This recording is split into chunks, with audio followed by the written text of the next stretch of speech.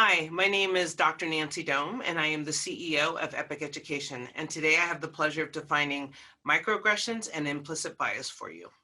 So let's start with implicit bias. By definition, it states that implicit bias is attitudes, stereotypes, and beliefs that can affect how we treat others. Implicit biases are not intentional, but it can still impact how we judge others based on factors such as race, ability, gender, culture, language. And so, without us even knowing it, we can be harboring these beliefs about people based on what we've been exposed to, right?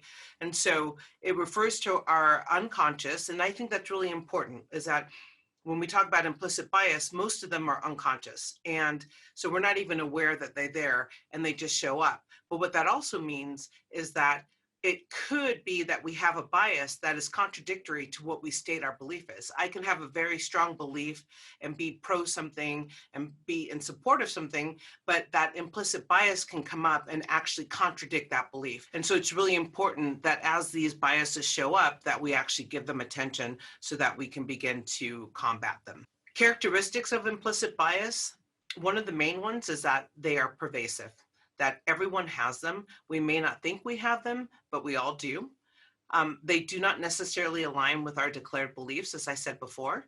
Generally, the biases that we hold favor our in-group. So I can have a preference or a bias for someone who looks like me without even being aware that that exists. Implicit biases are malleable, and that means that we can actually change them.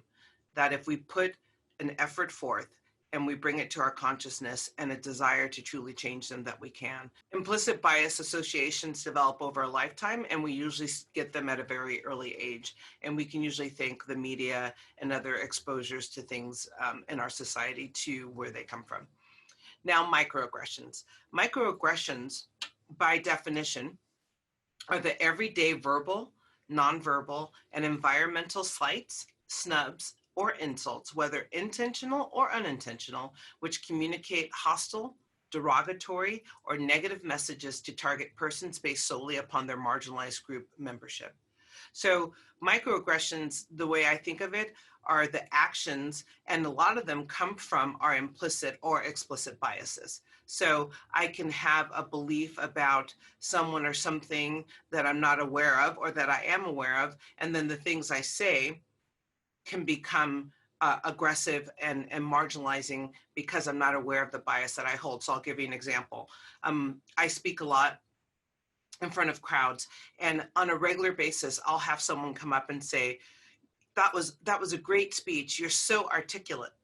And for me, that's very marginalizing because I'm not sure what they expect. Like, how many times would they walk up to someone, maybe a white male, and say, you're so articulate? How many times do they hear that? And so for me, I always try to share, where does that come from? Is there a deficit belief that maybe I shouldn't be able to speak that makes you surprised when I can speak and articulate and express myself in a meaningful way? And so while that isn't meant to be hurtful, it can in turn, when it happens over and over and over to someone, become something that is detrimental and hurtful. And so that's one example that I think about a microaggression, but they can be in a variety of ways. And the best way to know is if you've hurt someone, is if someone shares with you that they're offended by something that they've said, that it's extremely helpful for us to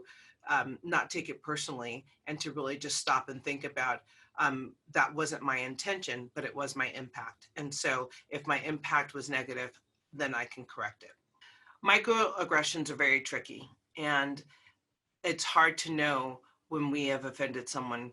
And it can be as seemingly innocent as a faculty member of color being mistaken for a service worker, or labeling an assertive female as aggressive or whatever, when they're just truly assertive, and if it were a man, might be treated differently and actually might be respected for what she's doing. So those are the things that we're not even aware of, the expectations that we hold and how they differ for whomever we're talking to. And so microaggressions are the actions that come out, whether you intend them to be hurtful or not, that actually can cause harm to the person who's on the receiving end of it. I hope these definitions are helpful to you and these examples as well.